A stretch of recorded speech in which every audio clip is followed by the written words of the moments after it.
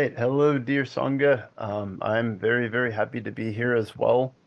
And I would like to start by dedicating any of the merits that are gained from this talk to my teachers, to those who have influenced and supported me along the path, and as well as to all beings, friends, enemies, all beings in all directions, so that they may benefit from this talk.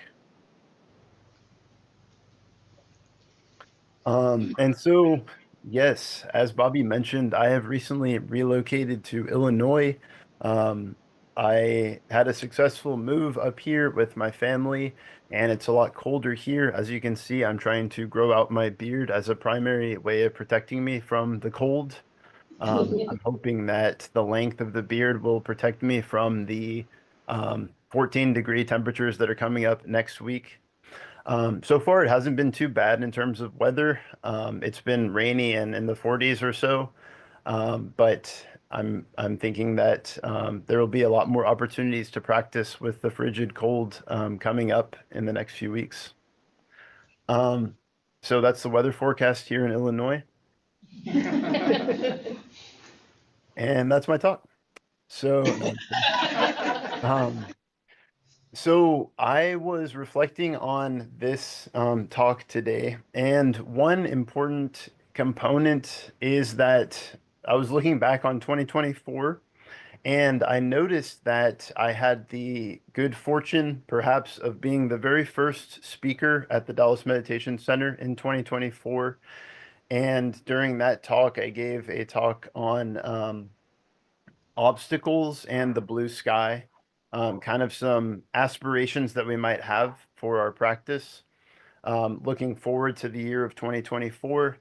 And now that we're at the end of 2024, I figure that this is a good time to look back and review over our life, over our year, over how we've been doing in the year of 2024. As far as our aspirations go, as far as what we mentioned when we chanted closing, may all beings be happy. May all beings be free. May all beings be joyful. May all beings be at peace.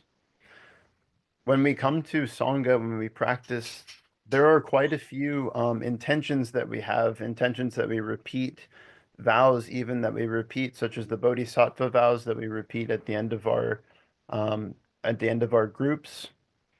Countless beings we vow to free, ceaseless afflictions we vow to end, limitless truth doors we vow to open, the deepest paths of awakening we vow to realize. These are some pretty important intentions that we have, intentions that we return to, intentions that can bring us a lot of nourishment and encouragement as a group. And I think it's important to reflect on kind of how are we doing on those intentions. Um, A second aspect that I wanted to cover in terms of reflection is I'm also a student of near-death experiences. In my master's counseling program, I studied under a professor whose specialty was this very like scientific inquiry into near-death experiences and what people undergo in near-death experiences. And this is something that's covered a little bit in the Tibetan Book of Living and Dying, but basically, a near-death experience is an experience where someone has basically dies and they leave their body and have kind of an out-of-body experience. And normally it has to do with their heart stopping in some way. And some components of this experience, there are some commonalities of what people experience in near-death experiences. And one of them is leaving their body, going through a tunnel, seeing a source of light that's totally loving and caring and non-judgmental. And then also looking back over their lives and reviewing their lives. So they review their lives almost with a mind that's much clearer than the mind that we might have right now. So, like with a sense of extreme clarity, they can review their lives and maybe the consequences of their actions, both positive and maybe not as positive, of their lives. And then a second component that people experience during that life review stage is they get to experience their life that they lived, but also from the perspective of other people. So they actually like step into the bodies and feelings and experiences of other people. and they can see how their actions, how their thoughts, how their words influenced other people in their lives. Now, you all may not believe in the near-death experience or think that it's valid, but that just seems like something that's really stands out to me a lot. That seems pretty intriguing that there's this life review stage where we review our lives, and every moment, every encounter that we have with someone has some kind of effect, has some kind of um, change or influence on the way reality is manifesting for that person in that moment. And so, with mindfulness, with presence, we can see that the intentions that we set, the things that we say, the things that we do are very important. Our lives have meaning, all lives have meaning. And it's important to take that into account, to take that into consideration. So, as we look back over 2024, I wanted to do a very, very short guided meditation. So, we'll start this by just taking a few deep breaths in, noticing our abdomen rising, noticing our abdomen falling. And if you'd like to close your eyes, you can, or maybe just keep your eyes downcast, fixed on something that is in front of you. So first, just take a few moments to attend to your breathing.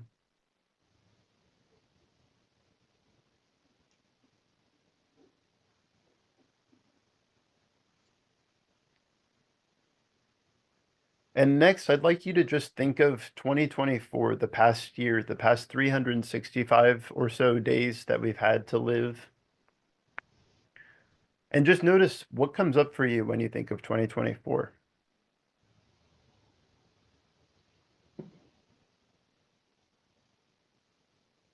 Just noticing what you're aware of in your mind with non-judgment when you think of 2024.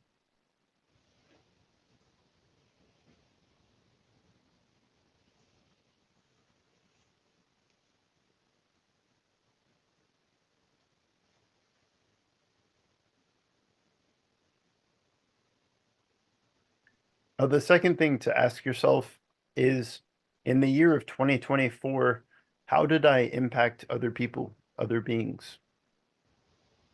Again, with non-judgment, just asking yourself, what was my impact like on other beings, on other people?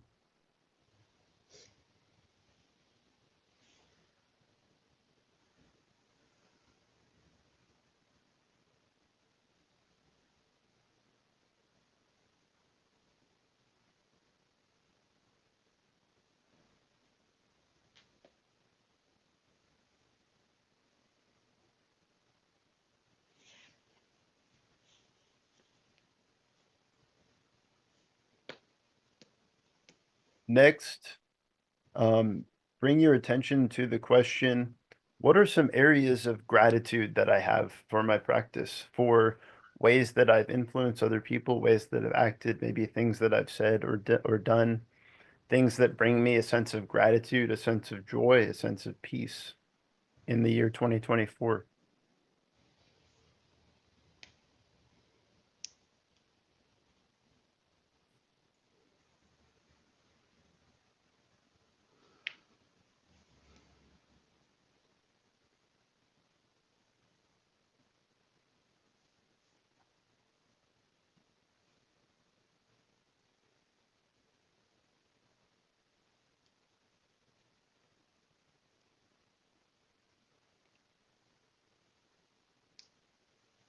And then the next one is just asking yourself, are there any areas of improvement, anything you'd like to change moving into 2025, whether that's thinking patterns, ways of acting? Is there anything that you'd like to improve on or change in the year 2025?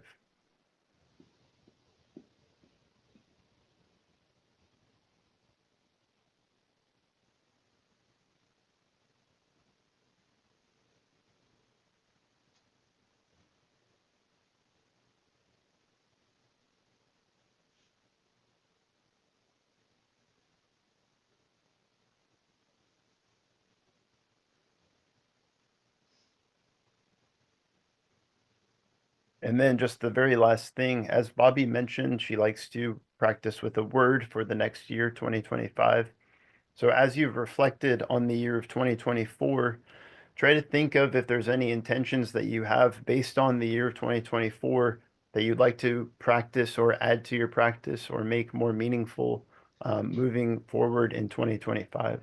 So again, just taking 3 deep breaths, seeing if there's any word or intention that comes up for you for the year 2025.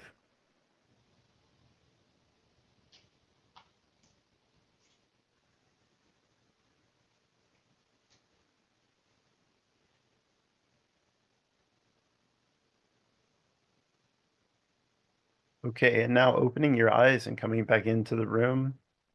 And if we can just get one sound of the bell, the big bell from Paul, that would be great.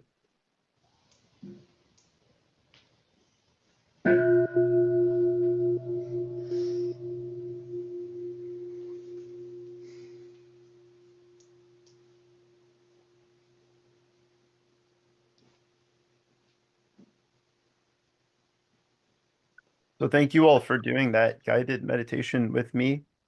Um, I always appreciate just kind of asking myself, how am I doing?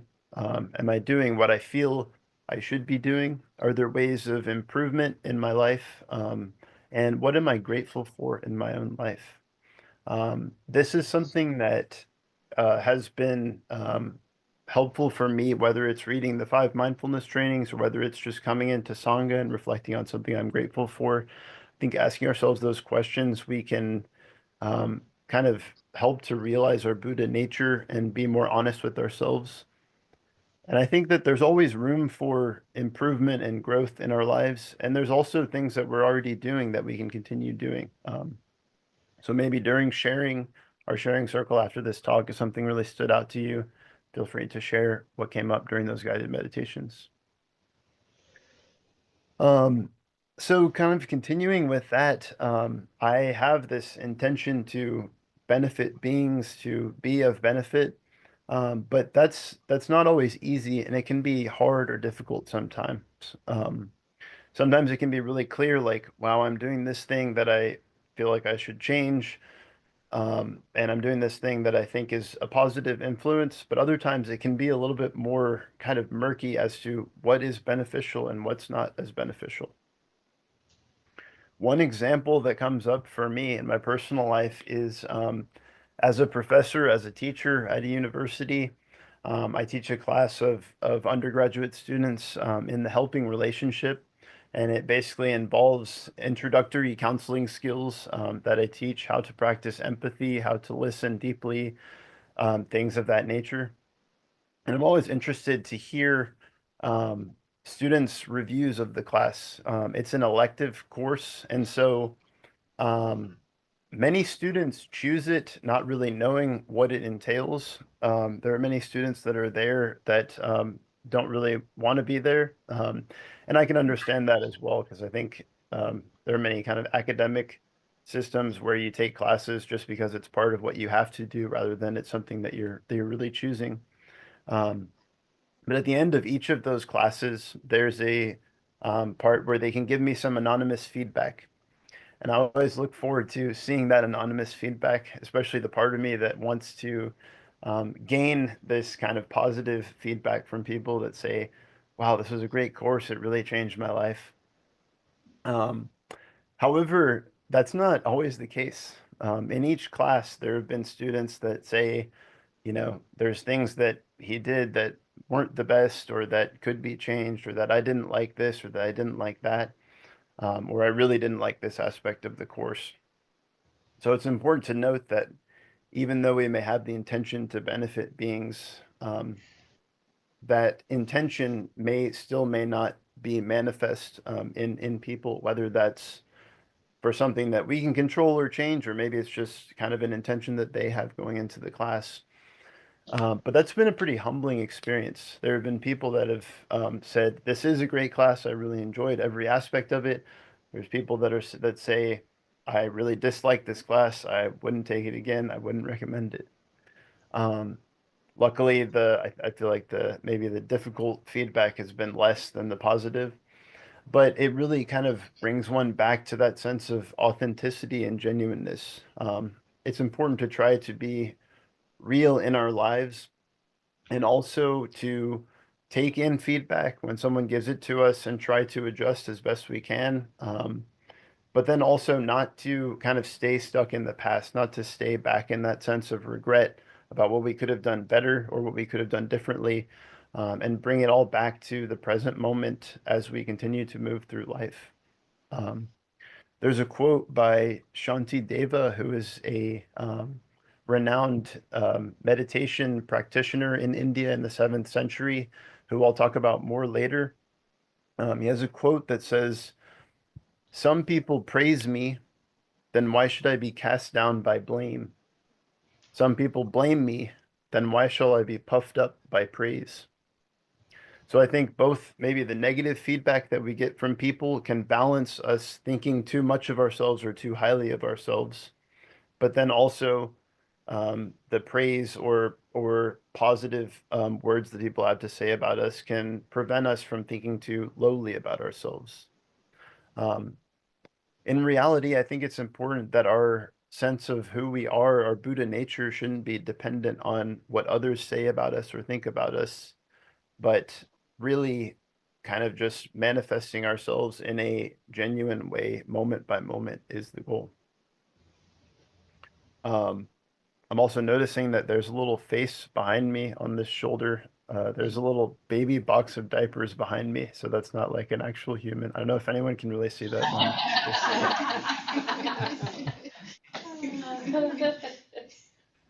but yeah, if anyone was wondering about the mysterious face on my shoulder.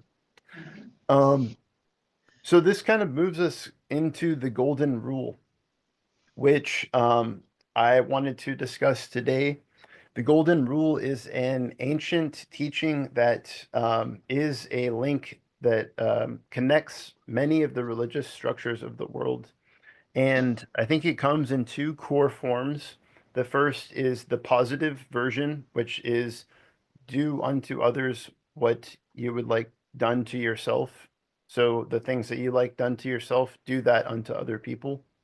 And the other is more of the negative rendition, which is the things you don't want done to yourself, don't do those to other people. So I'd like to next share a graphic. So if you can allow me to share my screen, let's see, I'll pull this up. Is he a co-host? Made him a co-host.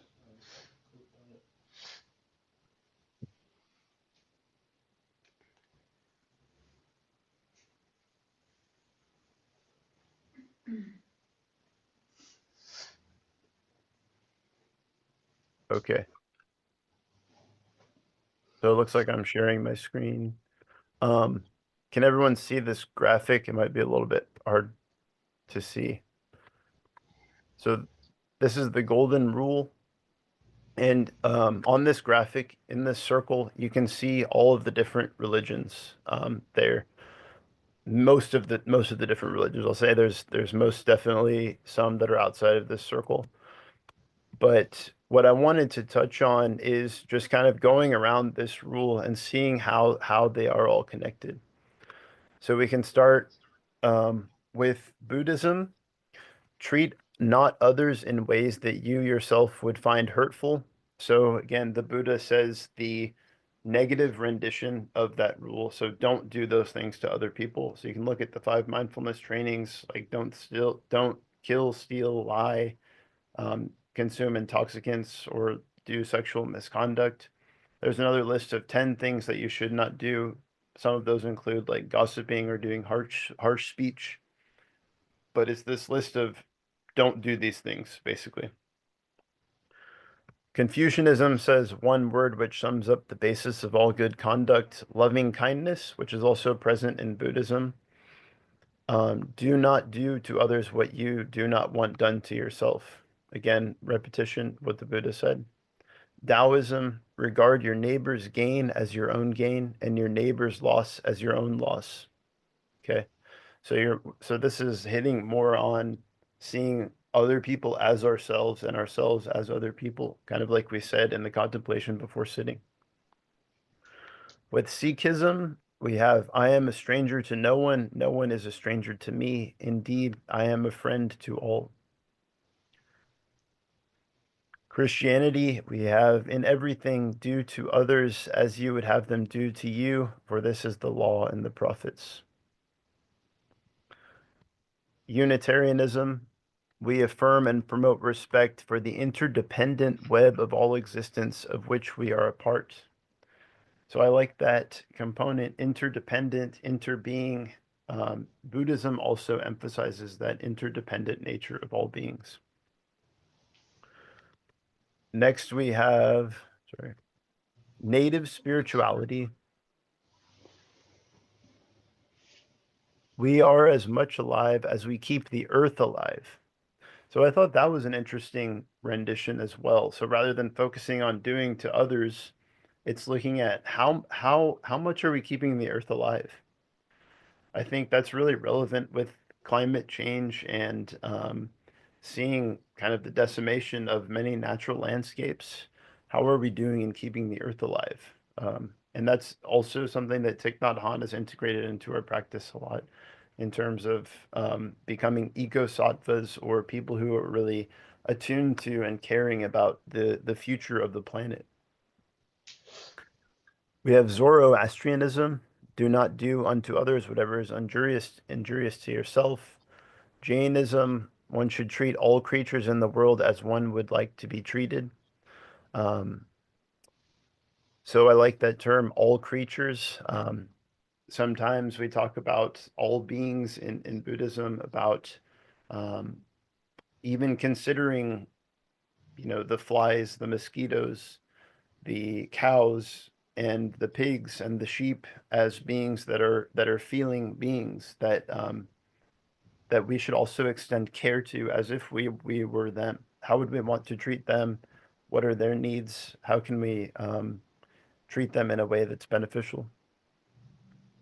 We have Judaism. What is hateful to you, do not do to your neighbor. This is the whole Torah. The rest of it is commentary. So, for those of you who like to browse Reddit, there's a abbreviation called too long didn't read, meaning someone does a post and that was just way too long. I didn't read it. Give me the bare bones of what that was. Um, Basically, here it says, "What is hateful to you, do not do to your neighbor." So, if you want, you can go and read the whole Torah, which I probably recommend for people to do. But if you don't want to, it's too long. You don't want to read it.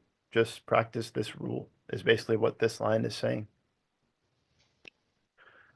Islam, not one of you truly believes until you wish for others what you wish for yourself. The Baha'i faith, lay not on any soul a load that you would not wish to be laid upon you, and desire not for anyone the things you would not desire for yourself. I recently learned that there's a massive Baha'i temple in Illinois, in Chicago, along the lake shore. And I learned that the Baha'i people emphasize that um, like this anti-nationalist view that we're all really one people and the division of nations is something that causes a lot of suffering. And that's something that I've appreciated. And then lastly, but not least, we have Hinduism. This is the sum of duty. Do not do to others what would cause pain if done to you. So we have the golden rule uniting all the different religions, said in many different ways, but underlying that basic premise of doing things to others that you would want done to yourself and not doing things to others that you would not want done to yourself. So I'll stop sharing. Um, so there's a second aspect of the golden rule that I thought was prominent. So in the teachings of the Buddha, he often says, don't just believe what I've said. So don't just take anything that I'm saying or anything that any teacher tells you on blind faith and just take it in and say, yes, that's the truth. But rather, he says you have to sift it and purify it as if it's gold.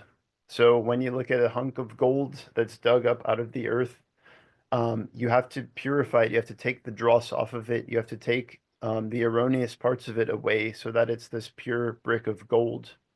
And similar to the golden rule and to other teachings we may encounter on the path, we have to see if there's any kind of erroneous or dross on it or things that we can use to use our intellect to kind of critically examine it and purify it. Um, so it's easy to say the golden rule, don't do unto others what you wouldn't want done to yourself, or do unto others what you would um, want done to yourself. But then in practice, it can be a little bit hard. So last year in January, I was at a job training and the CEO came in, and I thought he was a very insightful CEO.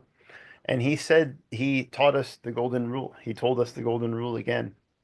And then he used the example. He said, how many of you all in here are coffee drinkers? And pretty much everyone raised their hand. And he said, I really like my coffee with a lot of cream and sugar in it. So if I were following the golden rule, I would want to go out and give everyone a cup of coffee filled up with a ton of sugar and cream, right? Because that's what I like. So I should do that to other people, right? Um, and then we all kind of looked at him and he said, "No, like, right, that's not what you would really want to do. You would really want to treat others the way they would want to be treated, which isn't necessarily the same as how you would want to be treated." Um, Kind of going back to those earlier course reviews that I got, there were certain assignments that if I were an undergraduate student, I would have really enjoyed and appreciated some of those assignments. And similarly, some of the students in my class said, I absolutely love these assignments. These were super helpful for me. But then other people in the class said, I hated those assignments, like with a passion. I wish that we didn't have to do those assignments. Um, and other students also said, I hated those assignments, but I learned a lot from it. So it can be hard to know like which way is the proper way of going about things. Sometimes you can give something to someone and they really appreciate it, they really enjoy it. Sometimes you can give something to someone and they really hate it, they really dislike it. And sometimes you can have this reaction of like, wow, I really didn't want to hear that. I really didn't like that, but that's something I needed to hear. Um, and so it's not always easy to know what to do. It takes like presence and mindfulness to discern how should I act, how should I proceed, how should I move forward. Um, so we can talk about classes or academics. We can talk about our coffee flavors. And we can also look at maybe on a deeper level, are there these universal things that everyone wants and that everyone wants to get away from? The Buddha taught that life is suffering and that nobody wants to suffer. Um, Everybody wants to be happy. I think if we say those general blanket statements, I think for the most part, for the vast majority of people, that would be a pretty accurate statement that I don't want to suffer and I want to be happy. Um, and so if we think of that in how we approach other people, that could be maybe a beneficial measuring stick of how we're engaging with people. Am I creating more suffering for this person? Am I creating more happiness for this person? Am I making myself suffer in my relation to myself? Am I creating happiness for myself as well? These are questions we can ask about how we're acting towards other beings. So I think it's important to have some skepticism around the golden rule and really look deeply and see how we're applying it, how we can maybe refine it or how we can make it um, just maximize its usefulness, its helpfulness in our lives.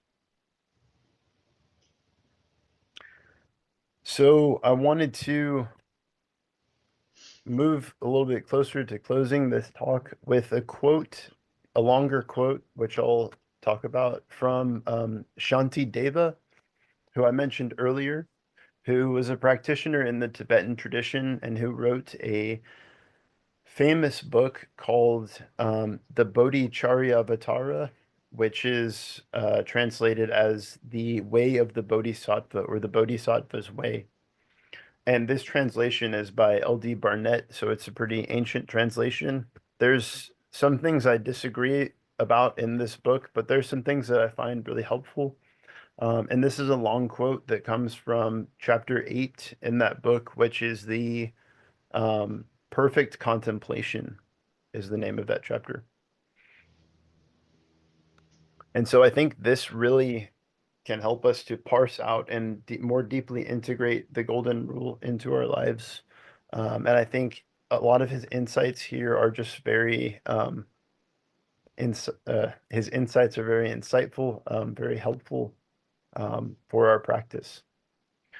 So Shantideva says that this person will diligently foster the thought that their fellow creatures are the same as themselves. All have the same sorrows as I, the same joys, and I must guard them like myself. I must destroy the pain of others as if it were my own, because it is a pain. I must show kindness to others, for they are creatures as I am myself. Then, as I would guard myself from evil repute, so I will frame a spirit of helpfulness and tenderness towards others. He then goes on to say, by constant use of the idea of an I attaches itself to foreign drops of seed and blood, which he calls the body, although it exists not. So basically, in this point, he says that when we think of ourselves as I, we think that we really exist as a separate entity. And a lot of the Buddhist teachings say that this notion of I is really empty. There is no self. So if I were to say, I'm Nick, I exist independently of everyone else, that's really an inaccurate statement. If I think of myself, I really have to look at the conditions which brought me into being. I came from two parents, a mother and a father. If I were to remove them from the scenario, I would remove myself. I can't exist without my mother and father. Similarly, when you look at the meditation practice, Thich Nhat Hanh, the Dallas Meditation Center and the people in it have been extremely beneficial to me. If I were to remove Thich Nhat Hanh or the Meditation Center, I probably wouldn't be giving this Dharma talk right now.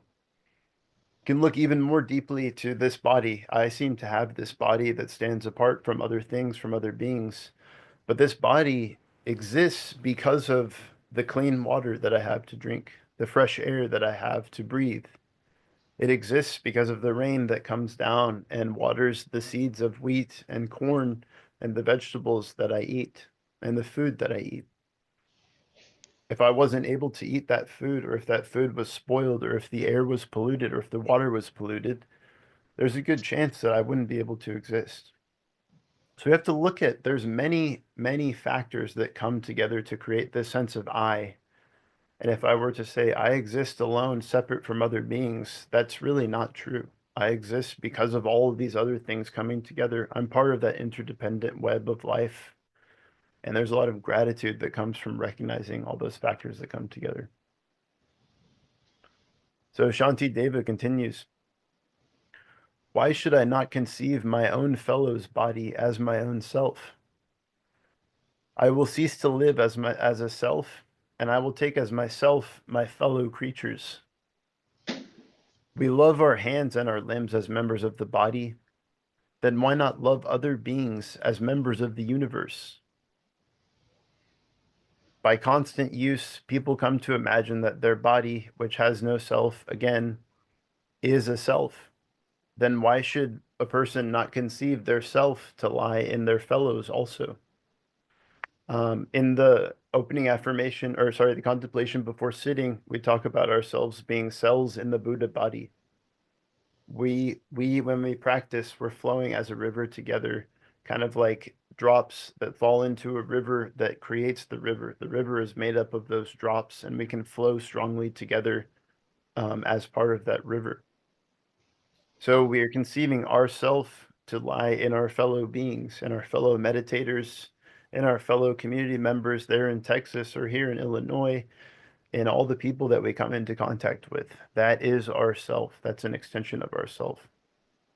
And I think an additional note there is that we can see others in ourself in a way that could be controlling, where we try to impose our views on them, or we should say, all these people should try to be more like me, and then the world will be a better place. But in reality, we have to take into account diversity. We have to let go of our constricting or controlling ideas about other people and just kind of let them be in their own way, in their true nature, without needing to influence them or change them. We have to embrace this sense of oneness, but also the sense of diversity at the same time. We're all connected, we're all come from one substance, but we all manifest in different, unique ways. We have to have this appreciation for that. So Shantideva goes on, thus in doing service to others, pride, admiration, and desire of reward find no place, for thereby we satisfy the wants of our own self. So I'm framing the wants of my own self as the wants of other beings. Then, as thou wouldst guard thyself against suffering and sorrow, so exercise the spirit of helpfulness and tenderness towards the world. And then he says, make thyself a spy for the service of others. And whatsoever thou seest in thy body's work that is good for thy fellows, perform it, so that it may be conveyed to them. So I like that last two lines. Whatsoever thou seest in thy body's work that is good for thy fellows, perform it so that it may be conveyed to them. So that's again another rendition of that golden rule. We can look at our own body. What are things that I do that really benefit my body, myself? What are things that I do that cause harm to myself? I can use that as a measure to try to interact with other beings, with other people. I know that mindful walking and mindful sitting have brought tremendous benefit to myself, to my body, to my mind. And so that's something that I appreciate sharing and bringing to other people so that they can also see that benefit, that joy of simply walking, of simply sitting, of simply breathing deeply. So those are the quotes from Shanti Deva. And I think that those components, conceiving of ourselves as others, um, can be a really beneficial practice to develop in compassion, to practice the golden rule, and to kind of review ourselves and our lives. How are we doing? We can focus on the good, the joy that we've created in other people's lives, and framing that spirit of helpfulness and tenderness towards other beings wherever we go. Maybe just with a closing component, one thing that we talk about quite a bit in counseling and psychology is the sense of uh, being too involved in people pleasing. So there's a sense that sometimes people can have this quality where we do so much to make other people happy that we end up worn out and drained and frustrated and filled with this sense of like maybe angst and resentment. And so we want to watch that and be mindful about that and take care of ourselves and take care of our practice so that we can continue to give to others and not become burned out. If we have this kind of maybe what's known as pathological altruism or um, this sense of giving to others that erodes our own sense of self and leaves us completely worn out. We have to come back to our practice, come back to our breathing, come back to the present moment so that we can continue to practice the golden rule so that we don't get burned out on this path of trying to benefit all beings, including ourselves. So today we did a bit of reflection. We did the golden rule and we did the most important part, the forecast to Illinois, the weather that I'm about to have to face. Um, And I appreciate you all for listening deeply to me and for your own practices as well. So this is Nick bowing out.